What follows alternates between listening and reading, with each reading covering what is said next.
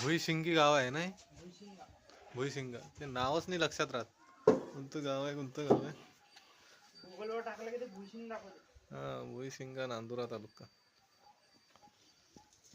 3 किलोमीटरची साईड सगळ्यात जवळचं गाव आमचं तालुक्यापासून. तालुक्याचं. इथून पूल ओलांडला की तालुका सुरू. हो.